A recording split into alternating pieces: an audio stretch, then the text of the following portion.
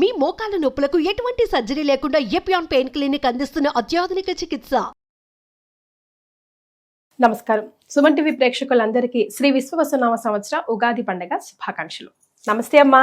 నమస్తే అమ్మా. అందరికీ కూడా విశ్వావసు ఉగాది శుభాకాంక్షలు. మీకు కూడా అమ్మా.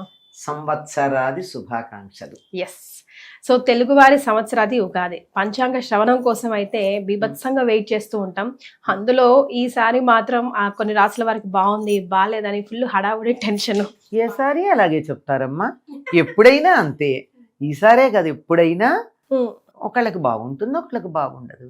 ఏసీ వేస్తే ఆస్తమా రోగికి బాధగా అనిపిస్తుంది, లేని వాళ్ళకి బాగున్నట్టు అనిపిస్తుంది. అబ్బా, ఎంత సింపుల్ గా చెప్పేశారమ్మా అసలు. అంతే కదా అమ్మ. మరి మీరు ఎప్పుడైనా చెక్ చేసుకుంటారా? Do you believe in all that? వ్యయం ఎంతుంది, ఆదాయం ఎంతుంది సీక్రెట్ గా?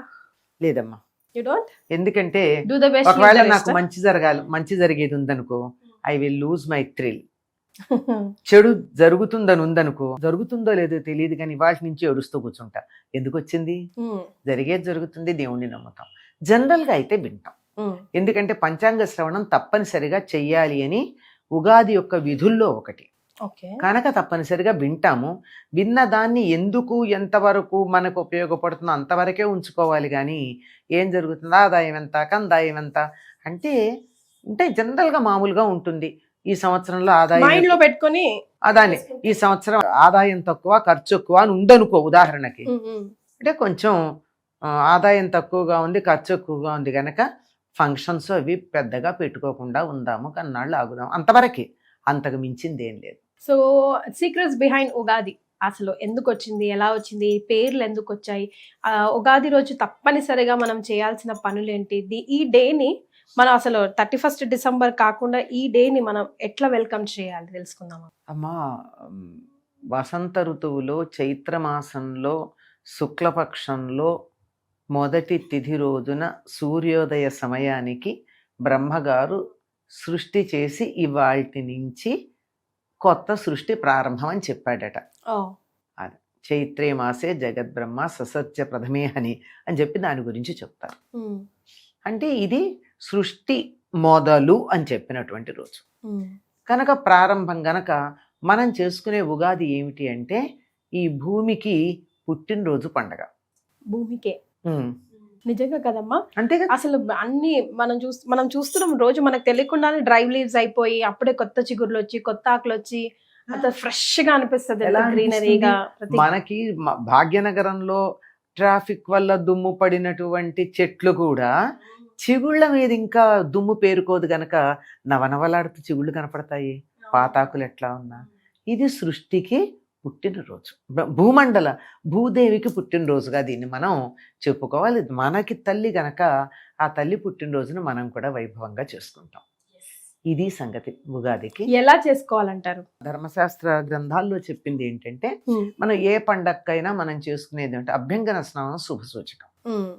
నువ్వుల నూనె పెట్టుకుని, నలుగు పెట్టుకుని, అప్పుడు తల రుద్దుకోవడం అంటాం. అంటే షాంపూ కావచ్చు ఈ రోజుల్లో, పూర్వం అయితే షీకాయి కుంకుడుకాయి వాటిలతో. మరి పంజాబీలు దేంతో రుద్దుకుంటారో తెలుసా మీకు? పుల్ల పెరుగులో శనగపిండిలో పుల్ల పెరుగు వేసి దాన్ని తయారు చేసి దాన్ని తలకు పెట్టుకుని రుద్దుకుంటారు. అది వాళ్ళ జుట్టు నిగనిగలాడుతూ ఎక్కువ కాలం ఉండడానికి కలిగినటువంటి రహస్యం. పెరుగు ఓకే, శనగపిండి పెట్టుకోవచ్చు అమ్మ తలకి. శనగపిండి పెరుగు కలిపి దాంతో రుద్దుకుంటారు. చిన్నపిల్లలకి చేస్తాం కదమ్మా. చిన్నపిల్లలకి మనం కుంకుడుకాయలు షాంపూలు పెడతామా? వాళ్ళ తలకి తలంటేటప్పుడు ఒంటికి నూనె రాచి అంతా చేసి తలకి ఏం పెడతాం? సున్నిపిండే పెట్టి తల రుద్దుతాం. జుట్టు మెత్తగా ఎంత స్మూత్ గా పట్టులాగా ఉంటుంది, అదే కదా. అలాగే ఏదో ఒకటి మీరు దేంతో చేసుకుంటారో దాన్ని అభ్యంగన స్నానం చేయడం ప్రధానమైంది. ఎందుకంటే మామూలుగా స్నానం చేసిన దానికన్నా నూనె రాచి నలుగు పెట్టుకుంటే అంతకు ముందు ఉన్నటువంటి మట్టి పోతుంది, తేడా తెలుస్తుంది కదా మనకి. అలాగా ఆ పాత సంవత్సరం తాలూకు వాసనలన్నీ వదిలేస్తాం అభ్యంగన స్నానంలో. వదిలేసిన తర్వాత కొత్త బట్టలు కట్టుకుంటారు. కొత్త బట్టలు కట్టుకుని దేవుడికి దండం పెట్టుకుని ఉగాది పచ్చడి తిని దేవాలయానికి వెళ్ళి వచ్చి పిండి వంటలతో భోంచేసి తర్వాత ఆలయంలో కానీ ఒక చోట 10 మంది చేరి కానీ పంచాంగ శ్రవణం చేయాలి. అమ్మా. ఒకరు పంచాంగ పఠనం చేస్తారు, మిగిలినటువంటి వాళ్ళు శ్రవణం చేస్తారు. ఇవి ఇంతవరకు మనం అటు ఇటుగా చేస్తున్నాం. కానీ వదిలేసింది ఒకటి ఉంది, ఇంటి మీద ధ్వజారోహణం అని ఒకటి. ఓ, ధ్వజారోహణం అంటే ఇంటి మీద జెండా ఎగరేయడం. ప్రతి ఇంటికి ప్రతి ఇంటికి వేసుకోవాలి. అంటే ఈ రోజు. దేనికి జెండా దేనికి ఎగరేస్తాం? విజయాన్ని సాధించినప్పుడు ఎగరేస్తాం. మనకు కూడా ఉంది కదండి, దేశ నాయకులు అటువంటి వారు ఎవరైనా పోయినప్పుడు విషాదంగా ఉంటే ఏం చేస్తున్నాం? జెండాని దింపుతాం. మనం ఉత్సాహంగా ఉంటే దేశానికి స్వాతంత్రం వచ్చింది అంటే ఏం చేస్తున్నాం? జెండా ఎగరేస్తున్నాం. అందుకని మనం క్రితం సంవత్సరం చాలా బాగా మన జీవితాన్ని గడిపాము, ఇక ముందు కూడా అలా విజయవంతంగా గడుపుతాము అనడానికి సంకేతంగా ఇంటి మీద కాషాయ రంగే వేసుకుంటూ ఉంటారు సాధారణంగా. దాని మీద ఎవరికి నచ్చినటువంటి దైవం యొక్క చిత్రం వాళ్ళు, హనుమంతుడు కావచ్చు, గరుత్మంతుడు కావచ్చు, నంది కావచ్చు, ఏదైనా సరే జెండా ఆధ్యాత్మికతని సూచిస్తూ మమ్మల్ని ముందుకు నడిపించేటటువంటి దైవం అని చెప్పడానికి సంకేతంగా ఒక జెండా ఎగరవేయడం అన్నది ఉండేది.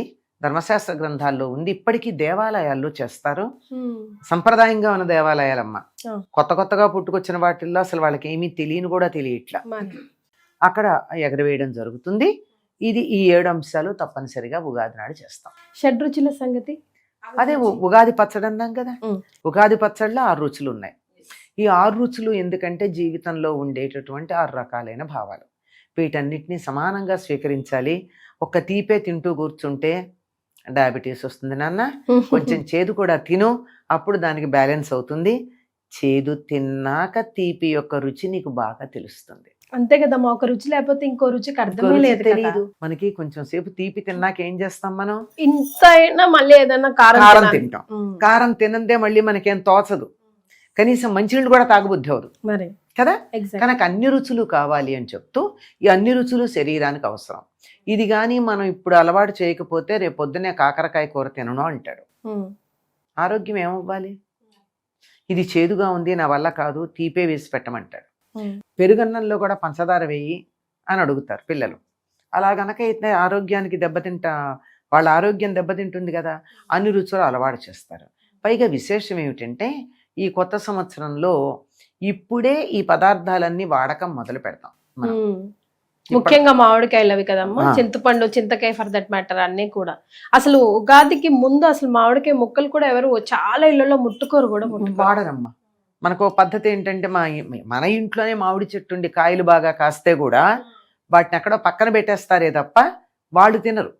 వాళ్ళు తినాలంటే ఉగాది అయ్యాకే కొత్త చింతపండు, కొత్త బెల్లం, తర్వాత మామిడికాయలు, ఇవి కొత్తగా ఇవాళే మొదలు పెడతారు. ఇవి మిగిలినటువంటి ఈ 3 కాకుండా ఇంకో 3 రుచులు మనకు కావాలి. ఇవి 3 రుచులు అయినాయి. ఒకటి తీపి బెల్లం, ఉప్పు, మామూలు ఉప్పు కాకుండా సాధారణంగా సైంధవ లవణం వాడేవాళ్ళు, కనీసం ఇప్పుడు సీ సాల్ట్ అన్నా వాడదాం, అంతేగాని మళ్ళీ సైంధవ వచ్చేసామమ్మ మేము కూడా. అంతానే ఆర్గానిక్ వచ్చేసారు కదా. అది ఉప్పుకి సైంధవ లవణం, పులుపుకి చింతపండు, చేదుకి వేప పువ్వు, ఆ తర్వాత కారానికి మిరియాలు, మిగిలింది ఏమిటి? వగరికి మామిడి పిందెలు వగరుగా తినాలి. అంటే తొక్కతో తినాలని అర్థం. అది అసలు విషయం. తొక్కలోనే మామిడిలో ఉండే చిన్న దోషం ఏముందో దానికి విరుగుడు తొక్కలో ఉంది. అంచేత మామిడి పులుపుకి కాదు వాడేది, వగరుకు వాడుతున్నాం. పులుపుకి చింతపండే వాడతాం, కొత్త చింతపండు వాడుతున్నాం, కొత్త బెల్లం వాడుతున్నాం. మామిడి పిందెలు దేనికి అంటే వగరుకి సంకేతం. అంటే సాధారణంగా ఇంకా ఈ సంవత్సరం కూడా మామూలుగా వచ్చినట్లే ఒక్కొక్క ఏడాది ముందు వస్తాయి, కానీ ఈ ఏడాది ఇప్పుడిప్పుడే కదా అక్కడక్కడ మామిడి కాయలు కనపడుతున్నాయి. తప్పనిసరిగా వీలైనంత చిన్న కాయలు, పెరట్లో ఉంటే పిందెలు కోసి వాటి ముక్కలు తీసుకుని తొక్కతో సహా కొన్ని కలిపి తిన్నట్టయితే. వేప పువ్వు కూడా ఇస్తాం కదా. వేప పువ్వు చేదుకని చెప్పాగా, మొదటి చెప్పా, చేదుకు వేప పువ్వు. ఇలా 6 రుచులు ఇందులో ఉంటాయి. ఇంకా దీనికి అనుపానంగా ఉండడానికి అమృతం అని చెప్పి కొంచెం ఆవు నెయ్యి వేస్తారు. ఆవు నెయ్యి ఉగాది కొంతమంది వేస్తారు. ఇక తర్వాత మీ ఇష్టం అమ్మా.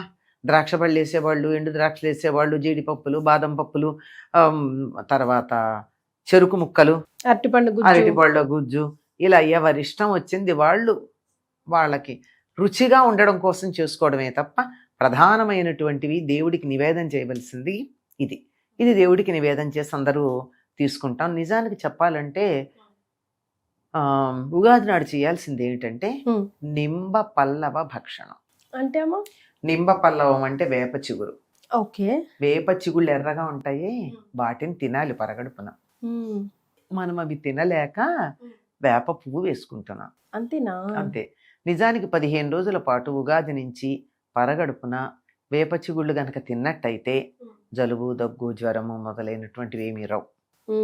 తర్వాత డయాబెటీస్ ఉన్న వాళ్ళు కూడా రోజు పొద్దున పూట వేప చిగుళ్ళు కొద్ది రోజుల పాటు తిన్నట్టయితే చాలా అదుపులోకి వస్తుంది. Very nice. ఇది తెలియదు మనకి, కానీ 15 days కంటిన్యూస్ గా చేసి చూస్తే మనకు తెలుస్తుంది కదమ్మా. ఓ సంవత్సరం ఎలా ఉంటుందో నెక్స్ట్ ఉగాదికి చెప్పేస్తాం. కరెక్ట్. అంటే అనుభవంతో చేసి మాకు ఉపయోగం పడింది అని చెప్పిన వాళ్ళు ఉన్నారు. తర్వాత అసలు అంత అవసరం కూడా ఉండేది కాదు పూర్వకాలం వాళ్ళకి. ఎందుకంటే రోజు వేప పుల్లతో పళ్ళు తోముకునేవారు. ఆ శరీరానికి ఏమాత్రం చేదు కావాలో అది వెళ్ళిపోతూ ఉండేది. వేప పుల్లతో పళ్ళు తోముకున్నంత కాలం డయాబెటీస్ లేదమ్మా. క్రోధినామ సంవత్సరం వదిలేసి ఫైనల్ గా శ్రీ విశ్వవసు నామ సంవత్సరంలోకి వెళ్తున్నాం కదా. శ్రీ విశ్వవసు అంటే అర్థం ఏంటమ్మా? వసు అంటే భూమి, సంపద, బంగారం. విశ్వానికంతా బంగారం ఇచ్చేటటువంటిది.